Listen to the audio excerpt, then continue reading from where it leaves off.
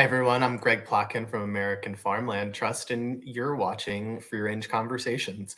I'm so excited to have some great guests today to talk about one of my favorite topics, and that's how to make your farmer's market an asset to your community. Everyone knows that markets are a great place to pick up the freshest, most delicious ingredients, but in the age of COVID, they've really become important community meeting points that provide way more value than just tomatoes and corn and delicious meats and cheeses. So today, we've got some really exciting guests with us. We've got, first of all, Hannah Fuller from the Farmers Market Coalition. She's their communications manager. In this role, Hannah manages all aspects of FMC's communications channels, including social media, coordinating FMC's annual National Farmers Market Week celebration. And then to learn more about the coalition, you can just head over to farmersmarketcoalition.org. We also have two of America's favorite farmers market managers with us. These are the two markets that placed first and second in America's Farmers Market celebration last year. First, we have Corinna Smith from Columbia Farmers Market, the winner of the 2021 celebration.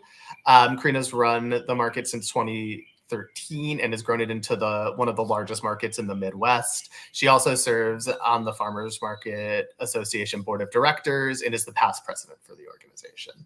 And then so excited to have Betsy Chapman of Oxford Community Market. She's been the director there since 2014.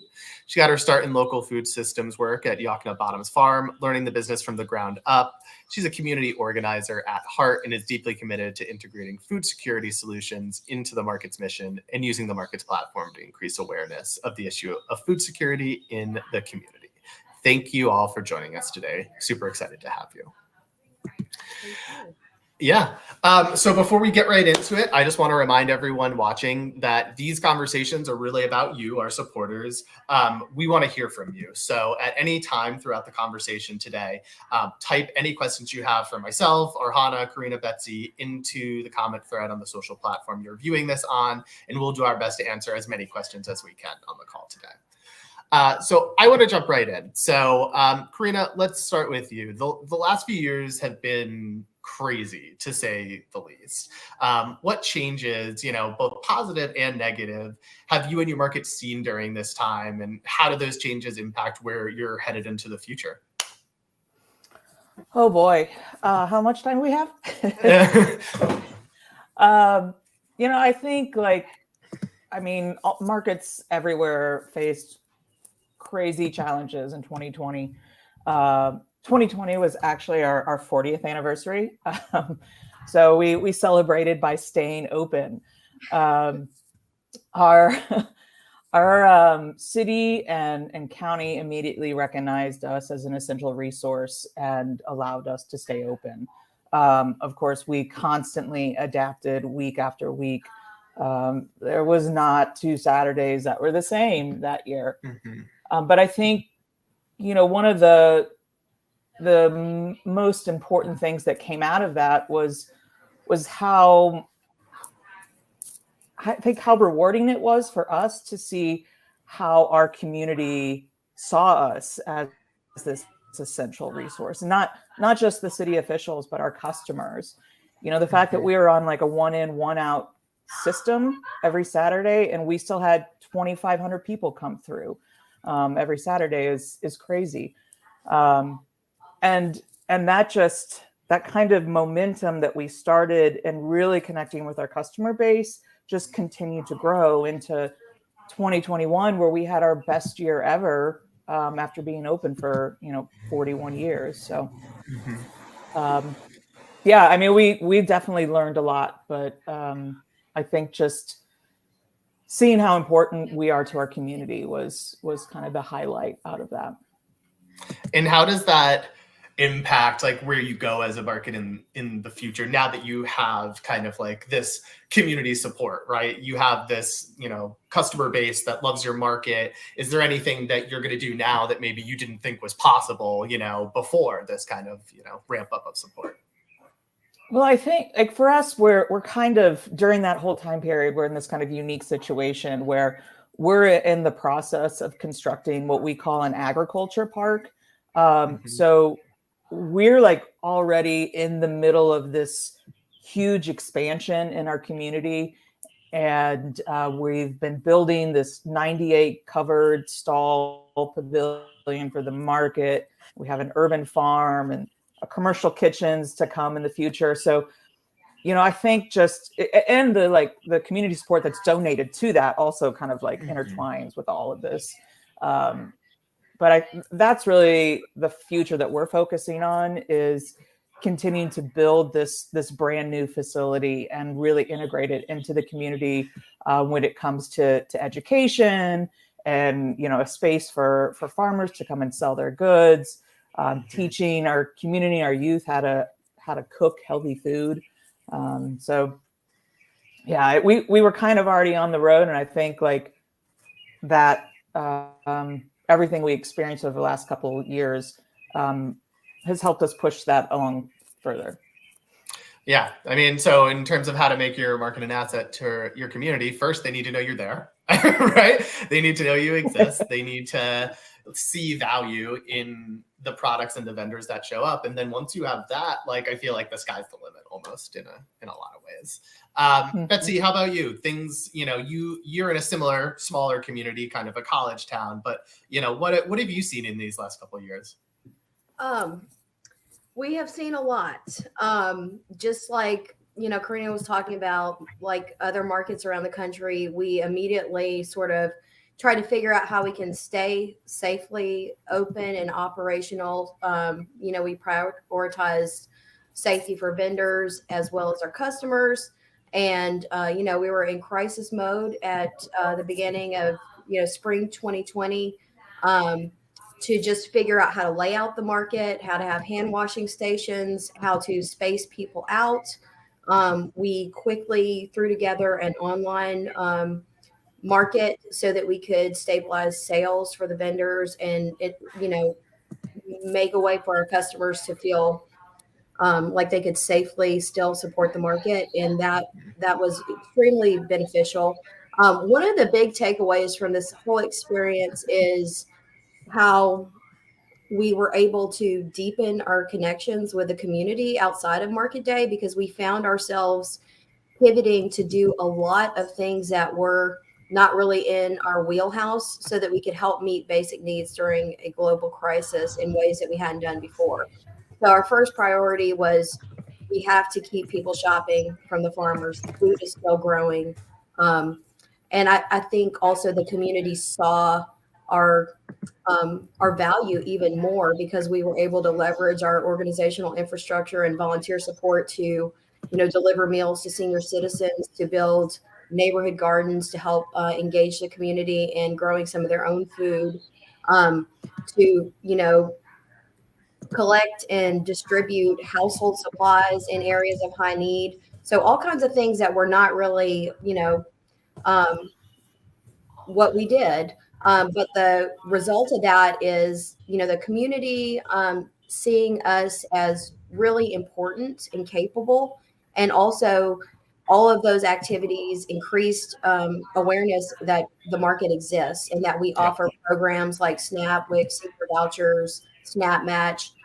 So we were able to connect with people who could really use those resources in a meaningful way and personally invite them to our market. And so that was something that was really meaningful for me, because that has been my goal from the beginning, to not just put an ad in the newspaper, but to personally say, this is your farmer's market. We want you to come. We're here for you. So it allowed, the experience allowed us to meet some of those goals and also meet basic needs. We took tons and pounds and thousands of pounds of fresh produce out into the community. And then told people where it came from. So hard time, but also, some important lessons learned about how to better serve our community. And what's your take on the experience of the vendors? So as a market manager, right, you could kind of see at a macro level how it was working out, but the day-to-day vendors, like, do you think that they kind of saw the same type of rewards of being able to provide like such a valuable service to the community? Like, I grew this, I brought it, and I'm giving it to someone who really needs it. Do you feel like that was something the vendors felt as well? I think so. I mean, I think, first and foremost, they were appreciative that we just committed to being open, and committed to being safe. And then we also pulled in resources to, purchase the food that we donated to the food pantry. So our vendors were, reaping the benefits of extra sales. We had a great redemption rate for our senior vouchers this year, higher than ever. And I attribute that to we set up outreach stations in the neighborhoods to really engage people and let them know, please come use these vouchers. This is how you do it. Here's a face for when you get there if you have a question. So every outreach effort that we did, we tried to increase the sales of our vendors for, the stuff they're growing.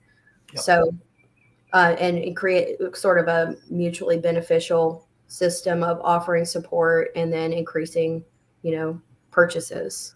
That's great. Hannah, how about you? From, Farmers Market Coalition, a national group that, talks to a lot of markets all across the country. And I have some stats I'll put up that you sent me that I think are really great. But anything that you're hearing just from the last few years, now that markets are kind of, coming out of the ridiculousness of COVID? Yeah. I mean, we were talking to two superstars here of really just keeping markets operational. At the beginning of the pandemic, we saw some markets that had to shut down, and some of those markets have never come back. Other markets had to shut down for a period and then were able to, work with their local authorities and came back. Other markets have seen record sales. And so it was really kind of a mixed bag at the beginning. I will say that no matter what markets we were talking to, the market organizations themselves, so not the vendors, but the organizations that are running these markets, all of those organizations were dealing with increased costs. Oftentimes, there were markets that stopped having vendor fees because they wanted their farmers to thrive. And so we saw a lot of those organizations taking a lot of sacrifices to continue to serve their communities. And so we've been seeing those organizations continue to kind of build back and build support. I would also say that there was a time, especially at the beginning of the pandemic, where the farmers market was the only place that communities could come together, where people felt safe coming together. And so I think, as Betsy and Corinna are mentioning, the farmers markets, they've always served this as a community hub, but we just saw that more and more as this one place that people could feel safe coming together. And then I know, at least for me, I was living in Oregon, and we had really some crazy wildfires over the last few summers, and farmers markets were a place where farmers could meet and talk with each other, and they shared resources, whether it was clearing livestock because their farm was threatened by fire, or changing where the market was going to be so that they could still continue to serve produce in their communities. And so we really saw how that space for people to connect could lead to a more resilient local food system as these crises kind of continue to come in different forms. But I think for us, the thing through it all is folks are really tired, and market manager burnout and turnover is also really high right now. And it's kind of a bummer. It's a big bummer, especially if you're a tired market manager. And so we're just really trying to remind folks, hey, thank your market managers, talk to the vendors, talk to the farmers. I mean, it is just, with climate change and everything going on, growing food and providing food in communities is just getting harder and harder, unfortunately. But it's such a rewarding job to be both a market manager and a farmer. And so we're just always trying to lift up market managers and the staff and the volunteers and the board members and everybody that make markets happen, because it's been a hard few years for sure. It really has. And sometimes it's not even a job, right? It's volunteer. You show up and you do it every week out of the goodness of your heart or a passion for local food. It's not even maybe you have a full-time job, right? And you just do this with the extra time. And so I think that's an important thing. It's not like market managers are getting rich running these markets. It really is a labor of love for the vendors and the communities. And so I think that's important to emphasize. I think that these people, Corinna, Betsy, everyone, they are doing this because they love it and it's important to them. And the other thing that I've really seen in the last few years that I thought was cool is just how innovative markets have been able to be, whether that was starting drive-through markets or, online ordering that you could do pickups. That was really interesting because it's not like they're multinational companies, right? Like Target or grocery stores where like you can invest hundreds of thousands of dollars in software platforms and all of this stuff. You actually have to just like figure it out like day by day, and to see markets that were able to just pivot so quickly during the COVID-19 pandemic and continue to stay open and continue to serve their community was just, I think, really inspiring, and just shows you how innovative markets are day to day and year to year across the country. Just want to remind everyone watching that we are here for you. If you have any questions, if you want to know what it takes to run one of the best farmers markets in America, ask them. Corinna and Betsy would be happy to answer them. Hannah and I are also here to answer any questions you may have. So getting into the second question today. So Corinna, let's start with you. So running a farmer's market, as we all know, is so much more than just telling people where to show up every week. What's something surprising that the average shopper, or maybe even a vendor, may not know about what it takes to actually make a market happen? One of the most common questions I get is people are like, so what else do you do? Like, like this is just this little job that I do on Saturday. Right. I mean, exactly what you guys were saying and Hannah was saying, like, people just don't think that it takes work to put on a farmer's market. And we're very fortunate here to be able to have paid staff. And I mean, this is my full-time job. We have another full-time employee and then 10 part-time people that work on Saturdays to make sure the market can operate safely and flow. I mean, I think when I was hired, I had no idea what I was getting myself into. But it has taught me so many skills,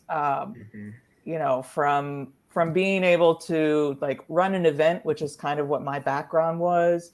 But, now it's like grant writing and bookkeeping and advertising and staff management and farm inspections. And like the list just goes on and on.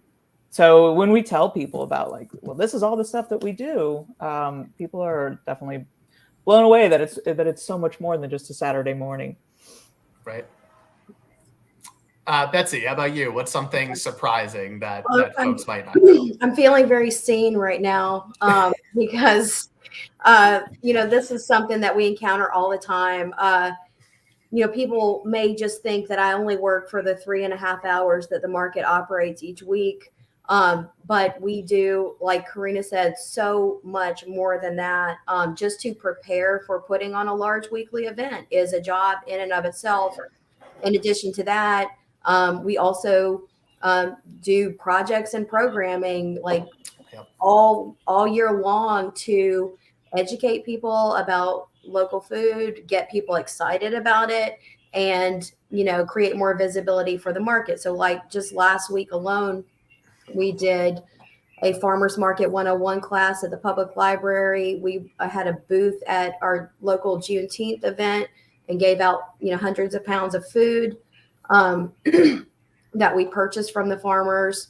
And we built a little garden for a program that works with Alzheimer's and people with Alzheimer's and dementia. So we had like 3 projects all around within our mission to amplify our local food community. And we do that almost every week. We have other events outside of the farmers market, but just to prepare for the farmers market, we have, like our weekly marketing plan. What are the 5 things we got to make sure people know about? We have our vendor lineup, promotion of, new vendors, vendor spotlights. There's all kinds of work that goes into just preparing for market day, having a weekly marketing plan and strategy to use our social media effectively. That is a job in and of itself. In addition to like, do we have all the supplies we need? Do we need extra tables? Are there things we need to get or make sure we borrow to make our our stuff runs smoothly this week. We have cooking demos every week that we have to prepare for.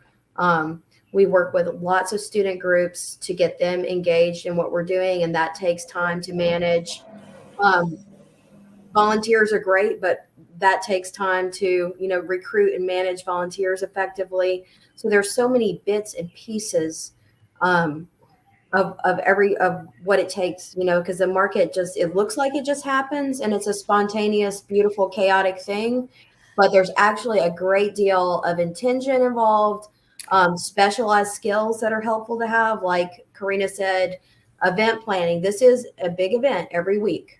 Even though we're a small market, for a staff of one full-time person, it's big. And we got grant writing, we got fundraising, we have to work with our board members. We have, meetings with community leaders to get, more people involved. So there's a lot of skill that it takes. And one thing that Greg mentioned is a lot of market managers are volunteers. And, fortunately, this is my job as well. I'm, very grateful to do it, but it's a lot. And I think we need more attention drawn to the level of we are local food professionals. This is important, valuable work that's needed to develop local food systems. And we need more people getting, we need to kind of professionalize it, Absolutely. So that markets have the support they need to grow. Mm-hmm. Hannah, anything to add? I guess I would just, what Corinna and Betsy are saying is exactly what we're always talking about at the Farmers Market Coalition. This past year, we've kind of taken on the slogan, farmers markets don't just happen, which just, all the time, people are like, oh, these porta potties just happen to show up in this ideal location over here. Crazy, and it's everything is super thoughtful. And also research has shown that paid market managers, especially, so we're talking about full-time paid staff, those markets that have invested in those, or the communities that have invested in the farmers markets to have those staff, those are the markets with the most successful food access programs, the most successful nutrition incentive programs. So, folks that are using SNAP at the market and receiving extra benefits to get that access to fresh local produce. So we've seen that also these accessible, equitable farmers markets also don't just happen. So it's thoughtful market leaders like Corinna and Betsy who are taking time to always be learning more about how to make their markets better and more welcoming for all of their community, that has allowed farmers markets to continue to grow and not just be in wealthy neighborhoods or to really become these center of local food systems in their communities. And like Betsy's saying, farmers market managers are really these experts in local food systems, and farmers markets really serve as the core of regional food systems where they are. And so it's just been really exciting to work with market managers because they just do amazing things. I don't know how any of them fit everything all into 1 week. And so, but just like Betsy's saying, the awareness needs to continue to grow about the value of these jobs and make sure that people are getting paid for their time and everything that comes with that. Absolutely.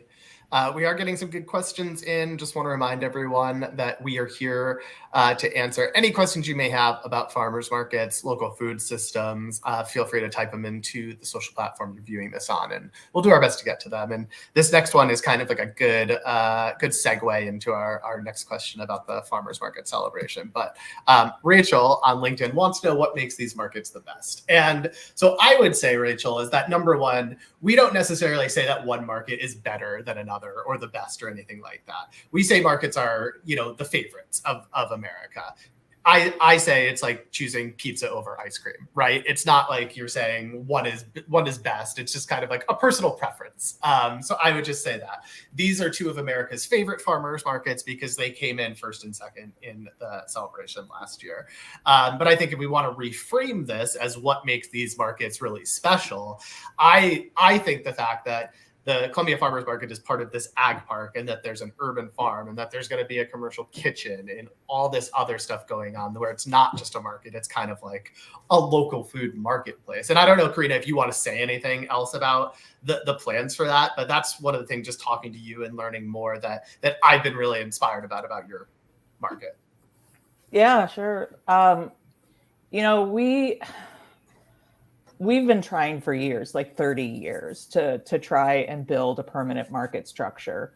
Mm-hmm. And it took us finally finding the right community partners to make it happen. And one of our partners is the Columbia Center for Urban Agriculture.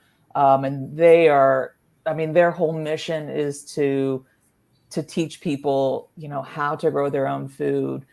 They have this huge urban farm that you mentioned, Greg, and all the food that they grow, they donate to the local food pantry. They work really closely with our public school systems, teaching kids and doing field trips at the urban farms. They go into people's backyards and help them put a garden in. So, that's our other co-tenant of the ag park. But both of us really work with, food insecurity. We have a really robust SNAP and WIC matching program at the market. And this kitchen will be like the next opportunity, the next step to kind of expand all of that. It really is this beautiful, beautiful site, but also just this beautiful hub for agriculture here in mid-Missouri. Yeah. And Betsy, one of the things that talking to you these last few weeks is the program you have, or the grant funding you have, to actually buy excess produce from vendors at the end of your market days, and then be able to donate that to local food pantries or people in need. So do you want to maybe just speak just a little bit about how that program operates?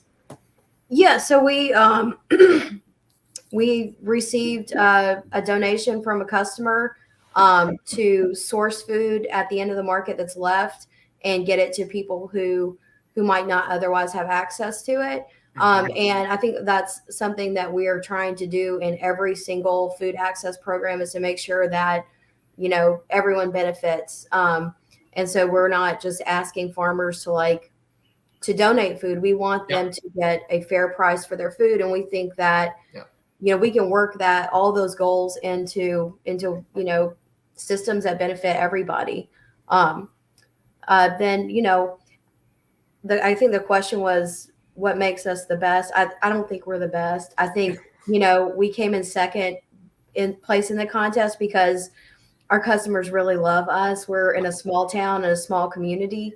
And, I think there are many, many great farmers markets, and we're looking at them to get ideas for how we can bring those things to Mississippi. So I think, one thing that I'm proud of is that we are trying all of these things that big markets like Columbia are doing. We're trying to make them, part of the way markets do things in our state. So I think that's one thing that makes us special, not necessarily the best, but, I think it was just our customers getting behind us and loving what we do.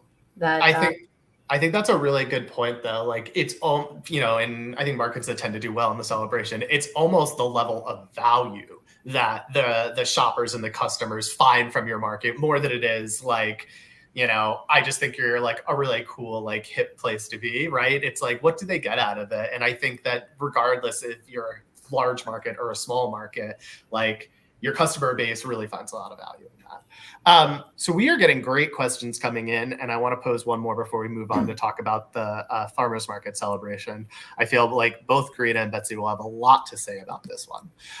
So this is from Thomas on LinkedIn. He'd like to know about the coordination dynamics of farmers markets, especially, how markets operate and the relationship between local government, other nonprofit organizations. Are there certain dynamics or maybe certain strategies to work with local government or other organizations in your community that you found successful? I don't know, Betsy or Corinna, which one of you want to start with that one? I'll say something to that. So our market actually began as a program of our city. And then one of the challenges that we have faced and worked through is transitioning from a city-run market to a nonprofit organization that runs the market and its programs. That wasn't something I exactly expected to be part of what I did when I first accepted the position. And it, there was a moment where like the market was has been in survival mode, making that transition, and finding, strong community partnerships to help us with what we're doing and for us to help them.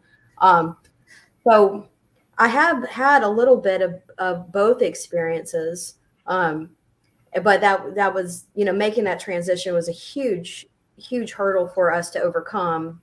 And we're just now getting to the point of, some stability where we can start thinking about growing in a different direction. Mm-hmm. All right, Corinna, how about you? Yeah, so here in Columbia, we're a 501c4 nonprofit that is essentially owned and managed by our member vendors. There are a lot of markets are structured that way to where the vendors have the control. So our board of directors are members. We are actually looking at maybe changing to a 501c3 nonprofit in the future. Our organization has changed a lot over the last 10, 15 years and are really heavily involved with the community. But as far as kind of like how to work with city or, local officials, our site is located on a city park, so we rent that from them. And so they want to see us successful. The ag park that, we've talked about, that's actually a city-owned park and facility and buildings. The nonprofits that rent that space are the ones that have ran the capital campaign and have raised most of the funds for it. So it is this really unique public-private partnership. But, I think, back 40 years ago, city council members and city mayors helped establish us and helped us kind of get off the ground and become incorporated. So we've had a relationship with our officials for most of our history. So I know there's markets that are like, every market is structured differently. There's no two markets that are the same. Yeah. And so it's really figuring out what works best in your community, and who's the right people to partner with to be able to kind of help you thrive. Great. We got about 10, 15 minutes left. If you still have questions, please type them in. We'll do our best to get to as many as we can. I want to move to the America's Farmers Market celebration. So the 2022 celebration launched on Monday. It'll run through September 29th. We've got $10,000 in prizes available for the top 5 markets in the country this year. And Corinna and Betsy, their markets were voted the top 2 in the nation in 2021. And so I just wanted them to share a little bit about what participating in the celebration and earning this distinction meant for their market. Betsy, why don't we start with you, since Corinna was just speaking last? Well, it was a really good experience. I just sort of came across it one day. I was doing some emailing. I saw it and I said, well, we'll just enter and see what happens. And, I didn't have, I wasn't very ambitious when we first added the market to the contest. And then all of a sudden it was just like taking off. And I was like, oh, I'm going to put some energy behind this, because, I was kind of timid when I entered. I didn't want to, I didn't know if people would respond, but they did. And I was like, okay, let's go. Let's just, put our best foot forward here. And I was, it meant a lot to us to see how much people in our community and people who have moved away from our community still love the market and really rallied and got friends and family. We were bugging everybody we knew, this market is important. Let's give it our best shot. And that meant a lot to me, to see how important it was for people to recognize what we do. And it was just a symbol, people care about this market a great deal, and they're willing to spam their friends and family to help us win.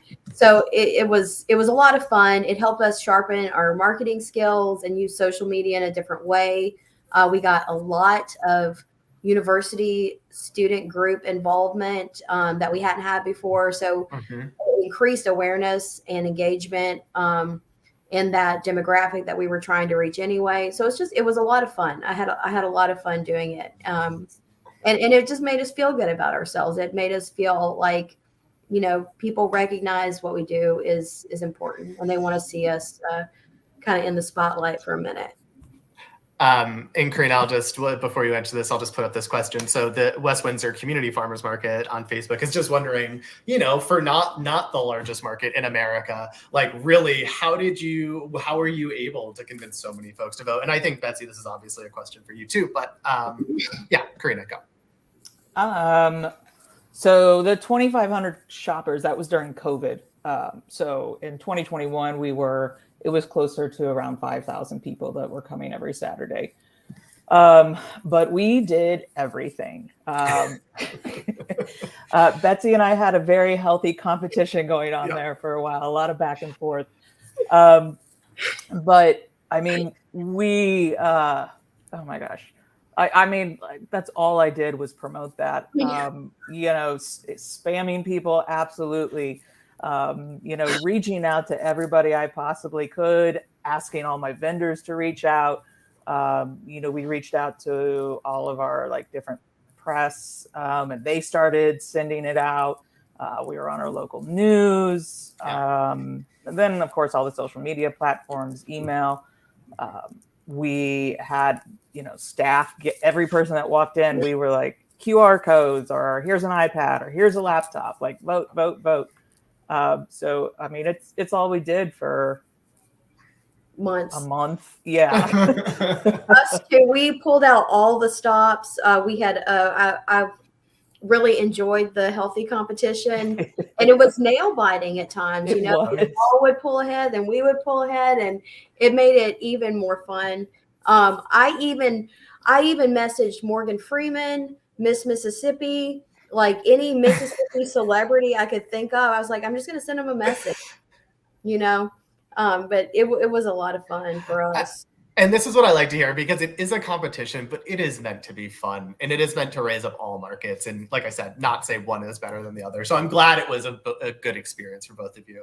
And so Corinna, back to you. Like, what has the distinction meant to you? I know you've gotten some local news coverage. Have you seen an uptick in visitors this year? What are you seeing?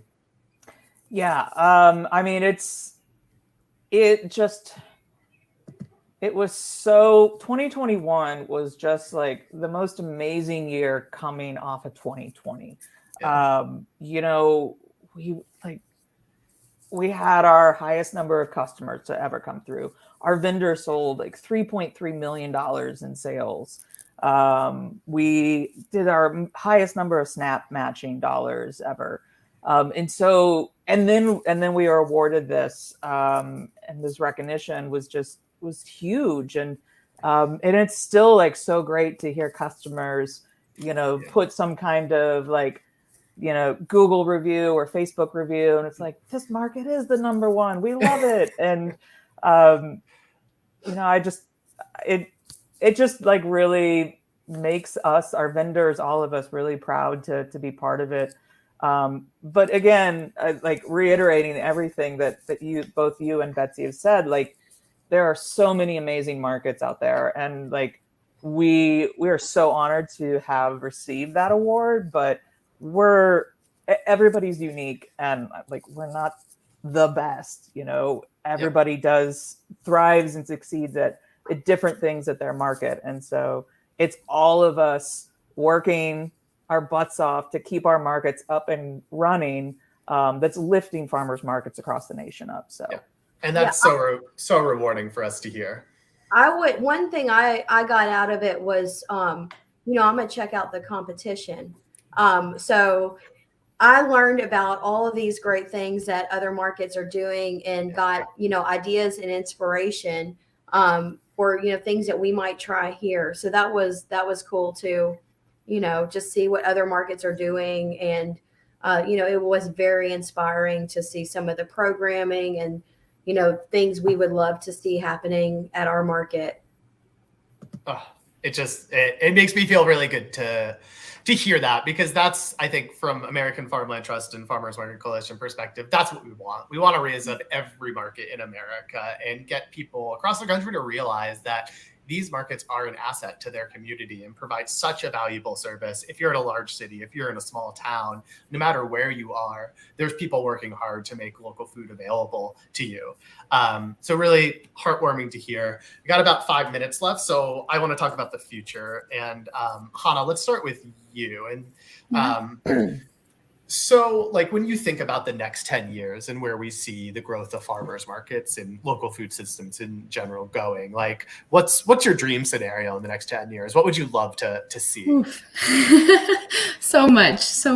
No, I mean, I think might be preaching to the choir here, but definitely, I mean, I think we would love to see farmers markets being where people do the majority of their grocery shopping, and farmers markets being something that everyone in every community has access to and feels like they can go and support. I think continuing off of this conversation about competition, I mean, I think we run a listserv that market managers are all a part of. We do a lot of connecting farmers markets across the country, because usually if you're a market manager in your community, you're the only one with your weird job in that one community. And so it's really nice to have market managers be able to talk to each other.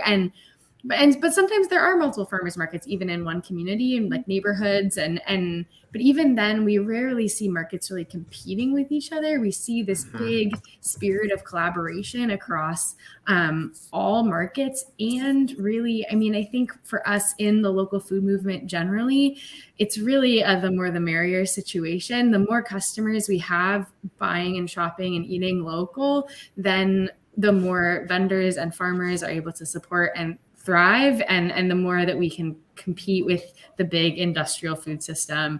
And so for us, the more it's really like the more markets, the merrier, the more shoppers at farmers markets who are doing more of the majority of their family's grocery shopping at farmers markets.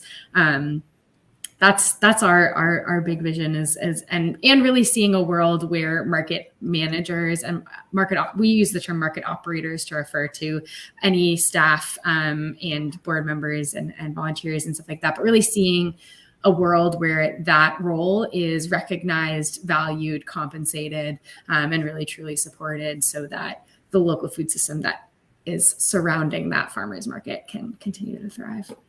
Well said. Betsy, next 10 years, where would you like to see your market? Well, everything that Hannah said. I would love to see farmers market operators professionalized in the state. And I would love to see a network of Mississippi farmers market managers, staff, whatever. We need to know who we are. We need to know how to get in touch with each other and to support each other with, the quirks of everyday quirks of our job, plus like, what is our vision for the state to really connect these, pockets of local food activity. We need a network to do that, a mechanism to do that, so we can leverage, some support for what we're doing. So I would love to see our market, be part of creating that network that works together. I, of course, would love to see us in a stable, long-term space to operate. That is our key need right now. We need to build the community support to have that, so we can, promise we will have this market every week. We have a spot to do it, and then we have a spot to grow our programming to include like some of the great things like Columbia is doing. I would love to see a place for us to do that and to expand resources to our food producers through, shared kitchen space. That could also be a teaching kitchen for, programs that now we have to find pop-up spots to do cooking classes. I would love to see a local food community center where, all of these activities can be centralized. All right, Corinna, you get the last word. Where would you love to see your market in the next 10 years? Well, I mean, there's what I already talked about, Yep. the completion of the ag park. But Mhm. what I think for me, kind of personally, what I really want to see our market do is become this educational hub for farmers. As we all know, the average age of a farmer in the country is just getting older and older. As we all probably also know, farmers are really great at farming, but business skills may not be on that that list of expertise. We have a large USDA grant right now that is teaching our vendors marketing skills, and building websites, and helping them kind of take their marketing game to the next level. And so I would love to be able to offer services like that, but for, across the board for business skills for our vendors. But just to continue to be this hub for food and ag and community. We're so fortunate to already kind of have the future planned for us, and as far as our facilities, but what we do with those is the important next steps. And then I guess from my perspective, so in the next 10 years, I would love for the database on markets.farmland.org to be the most current and comprehensive database of farmers markets in America. We are at American Farmland Trust. We're putting a lot of effort into curating this list, making sure that markets that no longer operate are removed, making sure that new markets that have popped up are added. I really want someone, no matter where they are in the US, to be able to go to this site and find the markets within driving distance of them so they can support them. I feel I will feel really successful if I'm able to provide that kind of research to markets and consumers all across the country. So that's my 10-year dream, just to close. So we had a couple of comments that we didn't have time to get to today. I'll try and go into the social platforms and just respond to them myself. I want to thank Corinna and Betsy and Hannah for joining us, especially Corinna and Betsy. I know how busy you are and the heart of market season in late June here. Good luck this year with the celebration if you're going to participate, but also just good luck with your markets. Thank you, everyone. Thanks, everyone, for tuning in. We'll talk to you next time. Thanks for having us. Thanks, everyone. This is great. Yeah.